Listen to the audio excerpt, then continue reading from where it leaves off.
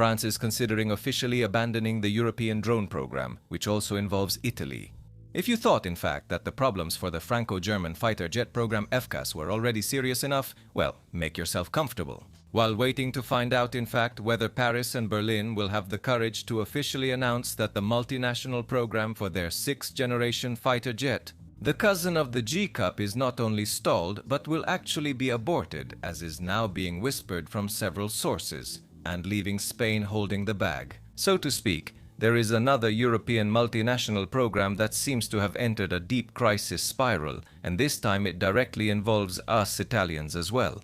We're talking about the Eurodrone, as you may have guessed. It's an ambitious project, launched in 2022 through the defense organization Organisation Conjointe de Coopération en Matière d'Armement, which coordinates European multinational projects in the field of armaments.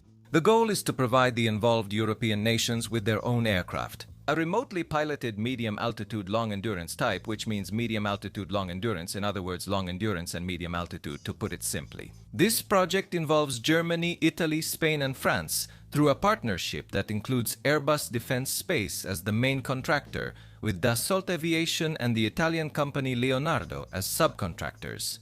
The missions that the Eurodrone is expected to undertake are long-range surveillance, which also includes intelligence and continuous monitoring. So it's a perfect role for a heavy, long-endurance drone because it allows for a series of extremely crucial missions that require dedicated equipment. And all this without having to waste even more expensive manned aircraft, not to mention, of course, the men who would have to be on board. As you can imagine, we're not talking about a small unmanned aircraft like the ones we've seen and gotten used to seeing in the war in Ukraine. We're talking about a twin-engine drone with a wingspan of 30 meters, a maximum takeoff weight of 13 tons, and a payload of 2.3 tons, which is essential for the complex reconnaissance and intelligence operations required. The endurance should reach 40 hours, and the program is expected to cost over 7 billion euros according to current estimates. However, the ambitious project has experienced some delays, partly inherent to a multinational program and partly due to objective reasons. Complessità del progetto. Anyway, after the already completed phases of program review and design, the path toward prototype production and ground testing has begun. The first flight was initially scheduled for 2025, but now it's expected to be in January 2027, with the first delivery planned for 2030. Perhaps not such long timelines when compared to those of a fighter jet, but they are seen as problematic in the fast-paced drone sector. Now, as for joking around, just to be clear, in a friendly way, with our French friends, the doubt that's been raised doesn't come from the wrong assumptions. An expensive system designed 14 years ago and that won't be fully operational before 2030, will it still be relevant? At the time it comes out, or will it already be partly outdated because everything will have changed again? In theory, the contract provides for Germany, France, Italy, and Spain to acquire 20 systems, each consisting of 3 aircraft and 2 ground stations, for a total of 60 units. The problem is that while we are waiting for the first flight of the Eurodrone in 2027, our partners already seem to have one foot out the door. Let's get to the present. The cold shower for the Eurodrone came these days from Paris. However, the new news is piling up on top of the old. According to several rumors, France is already negotiating the terms to withdraw from the program. Paris, therefore, is concerned that the system has become a giant with feet of clay. For officials across the Alps, the Eurodrone is simply too large and unsuitable for high-intensity conflicts. Among the reported issues is the preference given to autonomy rather than low observability features, which could make it too vulnerable in close-contact warfare operations with the enemy. To be clear, we hope to never face such situations, or if we do, that they never notice us. Already last June, the French Directorate General of Armaments asked 5 national companies to submit projects for drones of the same type, with possible deliveries of the first demonstrators as early as 2026, and to be clear, at low cost, the companies have already submitted their proposals. Some are objectively positioned at a lower level in terms of performance compared to the Eurodrone, but also with much lower costs. For example, let's look at the Dryad DC Aviation with a payload of 470 kg.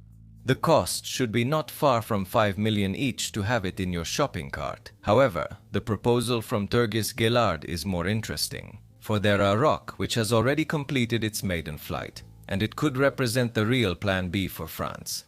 The latter, presented at the Paris Air Show in 2023, is the first medium-altitude, long-endurance unmanned aerial vehicle entirely developed in France, and the company, moreover, has already signed an agreement for sales and production also in India. New Delhi, which has chosen Paris for a long time now when it comes to defense collaborations. The inaugural flight was already carried out in September 2025, and in the initial test, it reached an altitude of 5,000 meters.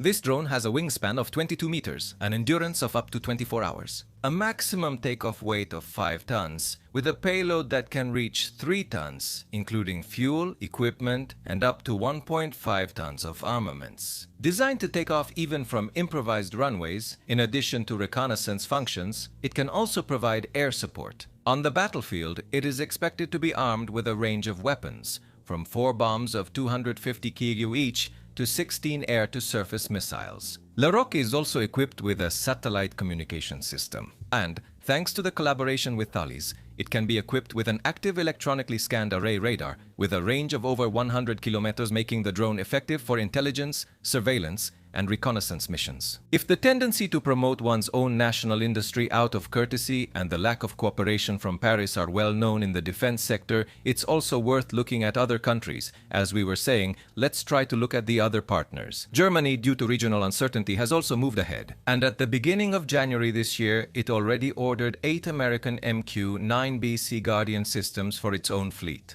so that in the future they can support the P-8A Poseidon maritime patrol aircraft in reconnaissance over the Baltic Sea.